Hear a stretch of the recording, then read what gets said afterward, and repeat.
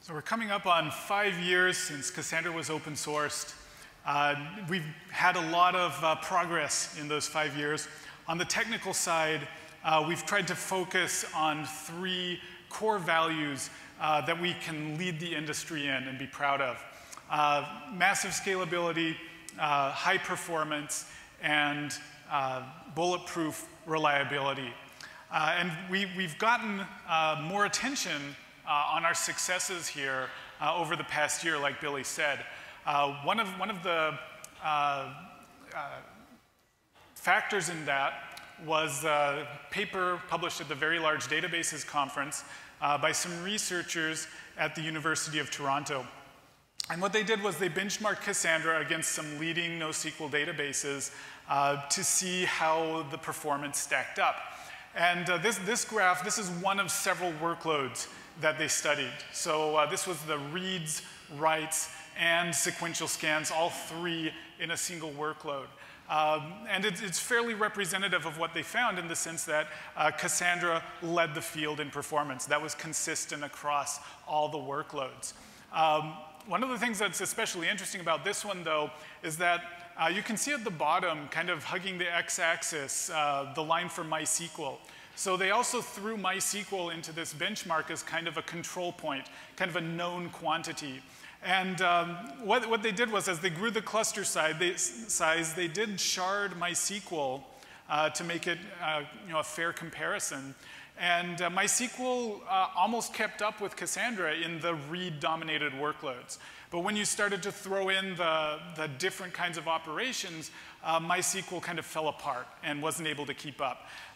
And there's the fundamental reason behind that is because of Cassandra's log-structured storage engine is able to mitigate the contention between the reads and the writes to some degree, whereas the B-tree-based storage engine of things like MySQL was not able to. The one thing that I missed on the University of Toronto's benchmark is that it didn't cover MongoDB. So Tenjin's marketing team has done a great job. And people often ask me, so I've heard of NoSQL, I've heard of MongoDB. How does Cassandra compare with MongoDB in performance? So DataStax commissioned a company named Endpoint to redo basically the same benchmark that University of Toronto did, but add MongoDB to the mix. And so on this graph, you can see Cassandra and HBase and MongoDB together. It's not a linear increase because if you look at the x-axis, we're actually doubling the cluster size for each data point rather than increasing it by a linear amount. So that's why the graph curves up like this. But you can see that we're consistent with the VLDB benchmark in that Cassandra is about 4 times faster than HBase. We're looking at about 34,000 ops per second here for the 32-node cluster with Cassandra, about 8,400 with HBase, and about 1,800 with MongoDB.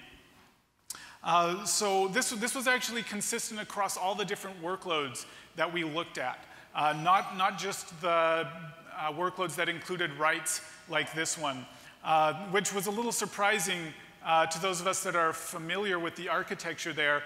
We kind of expected MongoDB to do poorly on the workloads that involved writes because of lock contention, but it actually did about this well on the read-dominated workloads as well.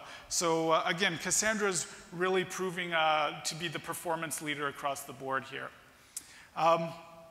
We've also had, as more and more people adopt Cassandra and deploy it in mission-critical environments, increasing awareness around Cassandra's reliability.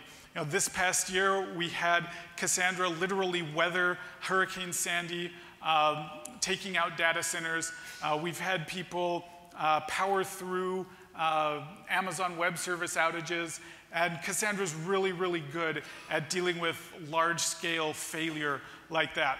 Now, one thing that historically we haven't addressed is dealing with losing individual disks. And so we've recommended to deploy Cassandra in a RAID 1 configuration. And that's kind of silly if you think about it, because if you're dealing with a system that's replicating your data across a cluster, there's no reason to throw away half your performance by doing hardware-based replication on each machine as well. So we wanted to address that, and we did in the 1.2 release early this year. And in the lower right, you can see Jake's comment. People are already seeing this work in production. But the big story for 1.2 is that we really want to make Cassandra easy to use and really bring down the learning curve. If Cassandra had a reputation among architects and developers, it's probably that it's powerful and robust and performant, but it's got a steep learning curve. And I'd say that would be a fair characterization up until recently. So we've been aware of this. We've been working on this for the past couple years.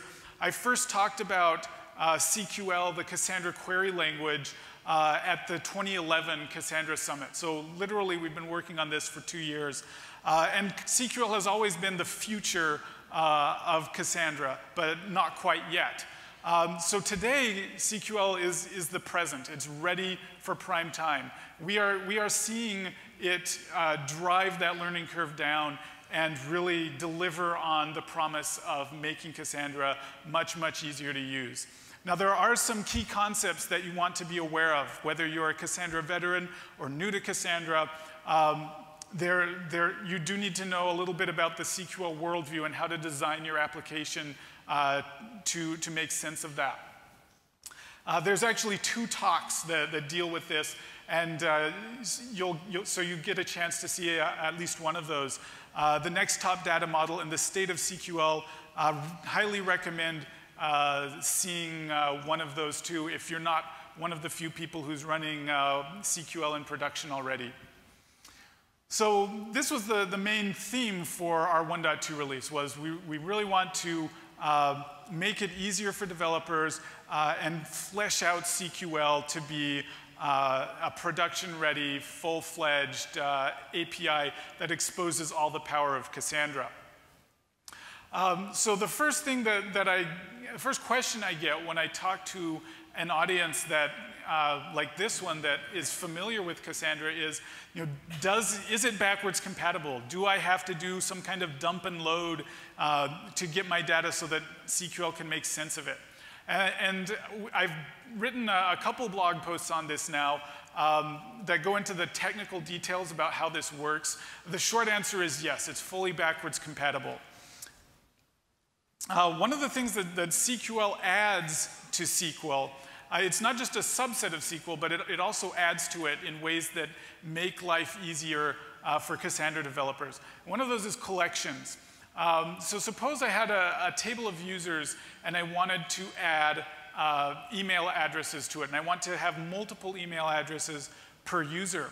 So in the relational world, I'd create a table for that, and I'd join it to my users, but we don't do joins in Cassandra for performance reasons. So what we're going to do instead is use the new collections to say, I want a set of email addresses to be in this column.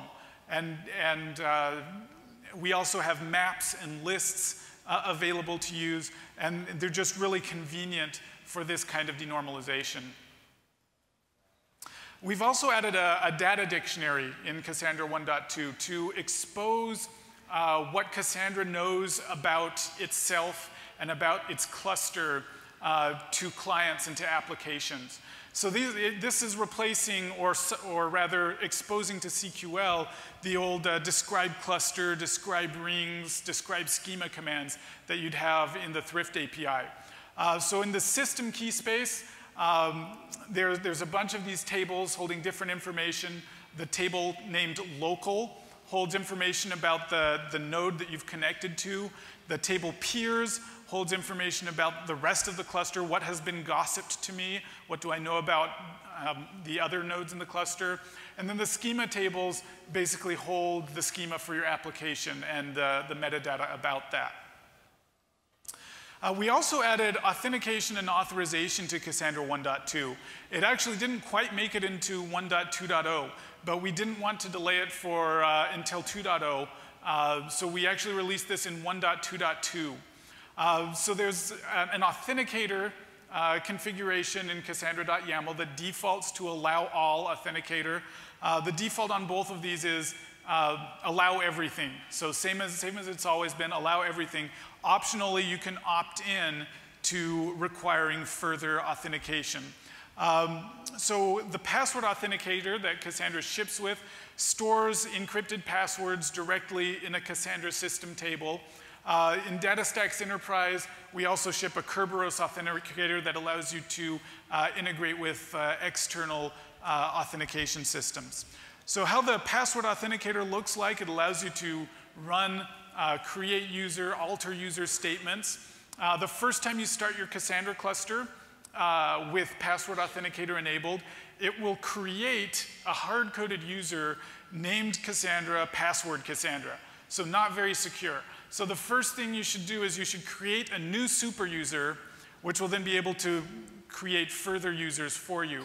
And then we recommend changing the password on the Cassandra user or dropping it entirely.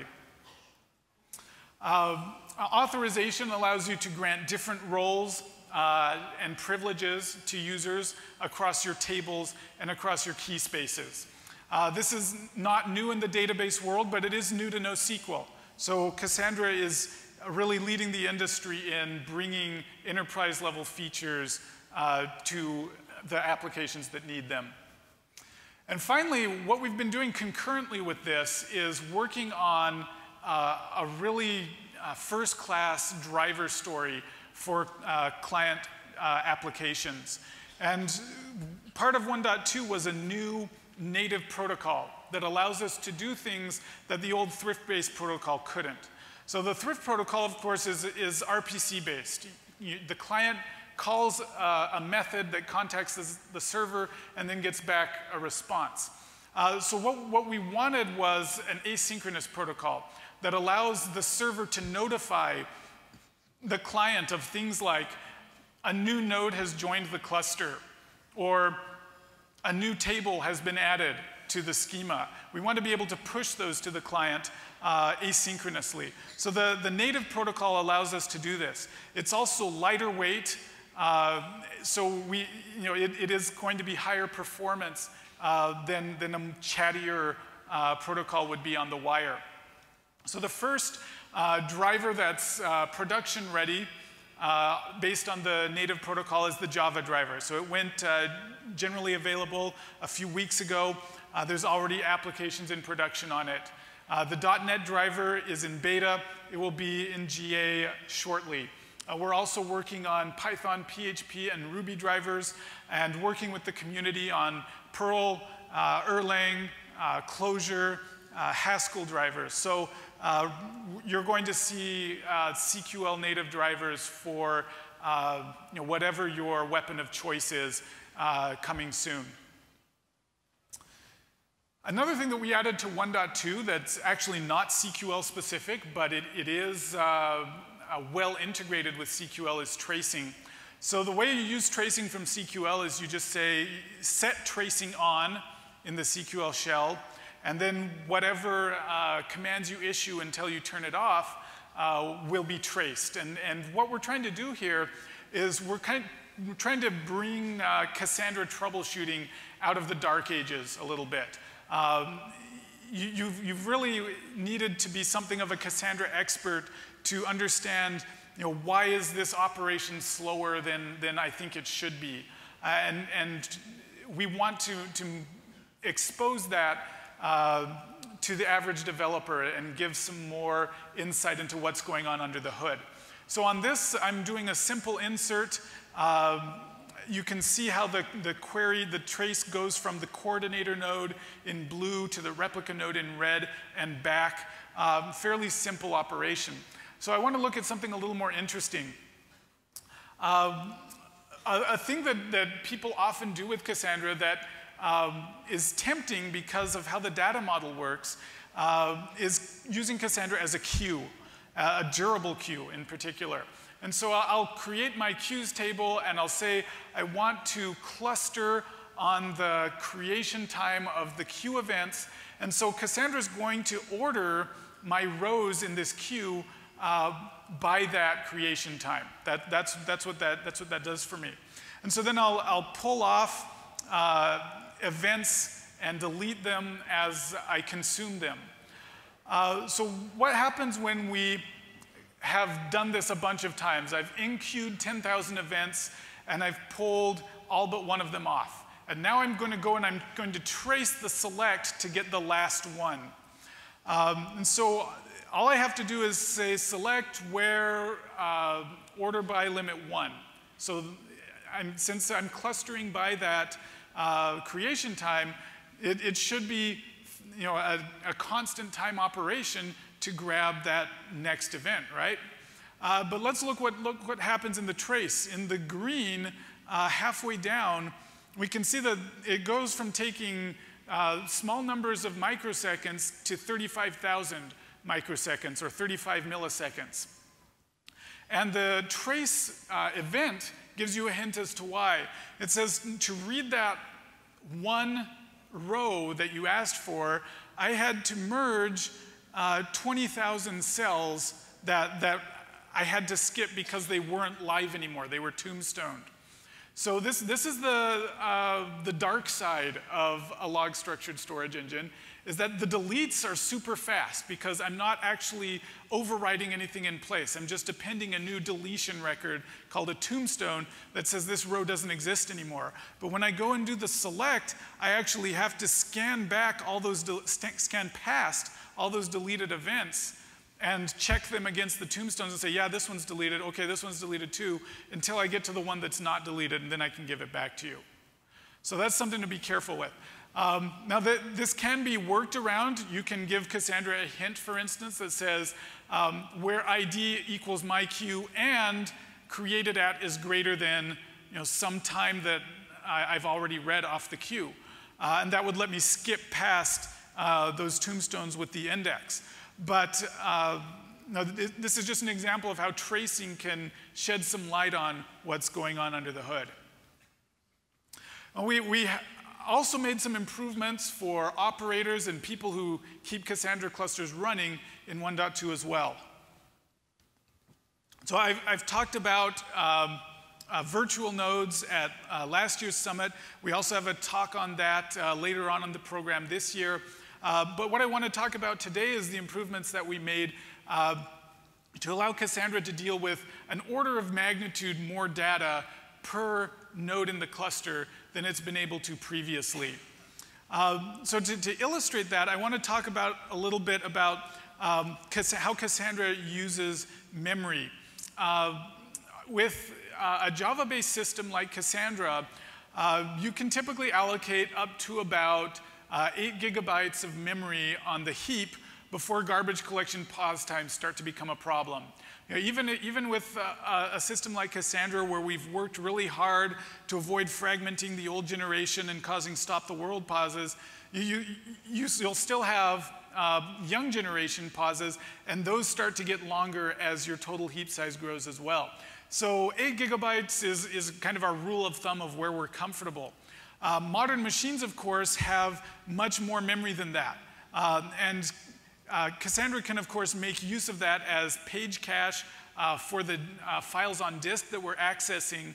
But that 8 gigabytes becomes a problem because we keep a bunch of metadata about the data on disk in memory. And that metadata that we keep is proportional to how much data we have total. And so there's actually 4 places where we keep metadata in memory on the heap in 1.1. And for 1.2, we've moved those off heap. So of those 4 things we keep in memory, I'll go through those. 3 of those grow proportionally to the size of memory total. The first of those is the Bloom filter. So when I go to read a row from Cassandra, first I check the partition key against the Bloom filter in each data file. And I'll say, do you even recognize this partition? Do you have any data for this partition? And if the Bloom filter says no, then we're done. We move on. If the Bloom filter says probably, then we'll go to the next step, which is to check the key cache. And if we already have the index entry for this partition in the cache, we can skip to the last step. If we have a cache miss, though, then we're going to go to the partition summary. And we'll do a binary search against that to find out where on disk approximately that index entry is going to be. And then we can fetch it from disk. So this could be our first time that we hit disk in this operation. After we have that index entry, then we're going to go to the compression offset map. So compression is enabled by default, starting in 1.1. Because even though you can burn some CPU by going through this compression offset map, having compression enabled makes your page cache so much more effective that on balance, it's almost always a win to have compression enabled. So you can disable it, but generally better to keep it on. And then once we know where the compressed block is that has the data we're looking for, then we can finally fetch it from disk. So of these things that I've drawn above the memory line in this slide, only the partition key cache has a fixed size. The others will grow as my data set grows. So we moved the Bloom filter off heap in 1.2. That's going to be about 1 to 2 gigabytes per billion partitions. In the extreme case, you can have 1 partition per row, of course. So you can easily have billions of these entries on a single machine. So it's tunable depending on whether you want to trade memory for performance. So it is tunable, but you're looking at the range of 1 to 2 gigabytes per billion partitions. The next largest one is going to be the compression offsets. So you're looking at about 1 to 3 gigabytes per terabyte compressed. This depends on your tuning parameters. You can make the compression blocks larger. It also depends on how much of a compression win you're getting from your particular data set. The more your data compresses down, the more compressed blocks you're going to have, and the larger the compression offsets table is going to be. The last one, the partition summary, is not off heap until 2.0. So we've got the code written. It's in the 2.0 branch, but it wasn't stable for 1.2. So we left that out until 2.0. We did make some optimizations in 1.2.5 to cut down the size of that partition summary by using raw longs and so forth instead of boxed numbers inside the JVM. Also in 1.2.5, we improved compaction throttling substantially. So we've had compaction throttling since I think since 0.8, I think. And that allows you to set a target rate for how much I/O you want the compaction system to be able to use. So the idea is you set your compaction throttle megabytes per second, and then that leaves plenty of I/O for your reads and writes to continue to happening without being affected much. The problem is that until 1.2, we could only throttle on partition boundaries. So what you tended to get was an I/O graph that looked like this, where it would go full speed ahead for a partition's worth of data, and then it would get to the end of that and say, oh, I've been going way faster than I've been supposed to, so I'm going to pause now and let that average out for a bit before I go full speed ahead again. So what we want and what we delivered in 1.2.5 is a smoother, constant rate limiting that, no matter what part of the data that we're reading. We're also pleased to announce that we'll be shipping DataStax Enterprise 3.1 at the end of this month with Cassandra 1.2. One of the things about CQL that I'm not going to go into today, but it helps Hadoop and Solr a lot by giving the data a more regular structure than you had with the old thrift-based API. DataStax Enterprise 3.1 will also include the most recent release of Solr with all the bug fixes and improvements that entails. We're also going to release at the same time a beta of DataStax Dev Center. And what that is it's basically an IDE for CQL, for browsing your data, for querying it, and for prototyping and tracing things in a visual manner. That will be in beta at the end of this month and generally available, we expect, in Q3. So I want to switch gears a little bit now and talk about 2.0, what's coming next. We're planning to release 2.0 at the end of July. And part of what we're doing, part of the reason that we're calling it 2.0 is that we're going to do some house cleaning and get rid of some of the clutter that we've accumulated over the last 5 years.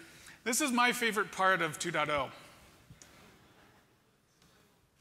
So the things that we're getting rid of, since we've introduced vnodes, you shouldn't be dealing with manual token management anymore. But this was what you had to do in kind of the bad old days in 1.1 and earlier before we had vnodes, where when you added a machine to the cluster, we had a system that would try to guess the best token for that node to join the cluster with. And it would try to bisect the range of the most heavily loaded other node in the cluster. This never worked as well in practice as it sounded on paper. And so the best practice was to manually assign tokens to nodes that you added to the cluster. Of course, with vnodes, you don't need to worry about that. So for 2.0, our message is you should probably upgrade to vnodes if you haven't already. But if you don't, then you should continue specifying tokens manually. We're getting rid of this old token range bisection stuff. We've also removed supercolumns. And I hasten to add, we've removed them internally. So your applications that query supercolumns with methods like this, those all continue to work. Cassandra will translate those on the fly, basically into CQL constructs internally and give you back the data that you asked for. We've also removed disk compatibility for data formats older than 1.2.5 and network compatibility for older releases. We've tried in the past to maintain compatibility basically since 0.6, possibly earlier. In practice, we've basically been able to deliver network compatibility with just the previous major release. So if you wanted to do a rolling upgrade with parts of your cluster on 1.0 and part of it on 1.1, then you really needed to stick to just those two major releases. To upgrade to 1.2 without downtime, you needed to be on 1.1. So in 2.0, we're kind of making that official and saying we're going to get rid of that, the legacy compatibility, and clean that out. New in 2.0, a little more exciting. I'm going to talk about two of these today. I'm going to talk about the compare and set operation, which is kind of a lightweight transaction. And I'll also talk a little bit about triggers. So the problem that we're trying to solve with compare and set is that eventual consistency is not a silver bullet. And even though Cassandra offers tunable consistency, where you can opt for a strong version of eventual consistency, even that is not enough when there's operations that you need to make them happen one at a time. You need to make them happen sequentially. So eventual consistency is always fully concurrent. You can always have operations going on elsewhere in the cluster at the same time. And so the problem is when you want to do user account creation, for example, suppose I have two users that both want to create the JB Ellis account. And so one of them says, hey, Cassandra, does this account exist yet? And the other one asks the same question. Cassandra tells both of them, no, it doesn't exist. So they both issue create commands. And so one of them will walk away from that thinking that he created the account, whereas it got scribbled over by the second guy microseconds later. And so what we've tried to do typically, in this case, is to wrap this operation with a lock, such as with Zookeeper. This doesn't work, or rather, there are corner cases in which it gets you into trouble. So I'll illustrate one of those. Suppose I've got a client that's locking, and he's going to create the JB Ellis account. So he tells the coordinator, insert this record. The coordinator relays it to the replica and says, insert this record, and then the replica goes down. We don't know whether it got to write the record or not. So then the coordinator will say, okay, well, he went down. I'm not sure if he wrote it or not, so I'm going to store a hint that says when he comes back up, I'll replay that insert to make sure he got it.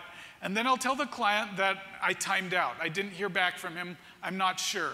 So whenever you get a timeout from Cassandra, on a write, this is what happened. The coordinator has written a hint to make sure that that operation does happen, but in the meantime, we're not sure if you're going to be able to read it yet.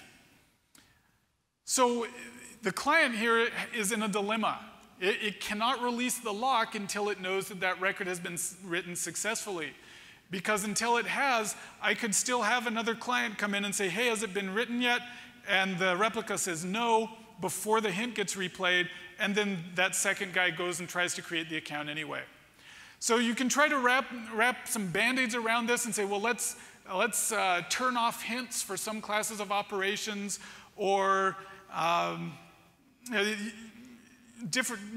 you can try to put some duct tape around this, but they don't work, especially as you generalize this to more than one replica. So what we do in 2.0 to provide a serial or immediate consistency option is use a consensus protocol called Paxos. And what this does is, you can think of it, if you're familiar with two-phase commit, it's similar to two-phase commit, but with a couple key changes. First is that all operations are quorum-based. So it can tolerate losing replicas as long as you still have a majority, you can make progress. Another is that during the prepare phase, each replica will send to the leader information on unfinished transactions that were in progress and that their previous leader did not finish. So you've got kind of a built-in failover for the Paxos leader. The best resource to learn more about this is a paper called Paxos Made Simple. It's a very elegant protocol. I don't have time to go into it in more detail today, but the short version is that a CAS operation in Cassandra will do 3 round trips. And each of those round trips is making changes to the Paxos state that is written to the commit log. And so you're doing 3 times as many round trips. You're doing roughly 3 times as many updates to the commit log. So your performance is going to be effectively about 1/3 of what it will be for normal updates. We're also introducing consistency level.serial that lets a reader come and say, hey, I want to know, I want to buy into this immediate consistency world and get information on any updates that have been accepted but not yet committed. That's what that lets you do. So the bottom line is that this is really useful for the 1% of your application that really needs that serial consistency world. But because of the performance implications, you don't want to build your whole application around this. Christos is giving a talk later today on how eventual consistency works. Great background for more on that aspect of Cassandra.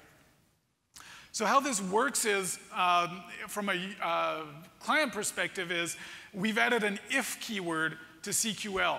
So the create the JB Ellis record, if it doesn't exist, query that I've been talking about would look like this at the top.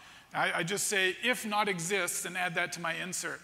I can also perform a CAS operation against a row that does exist, and then I just add the predicate for that CAS operation to the if, as in the bottom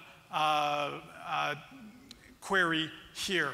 And you can have that affect multiple columns. I've just shown a single one here, but it absolutely can affect multiple columns.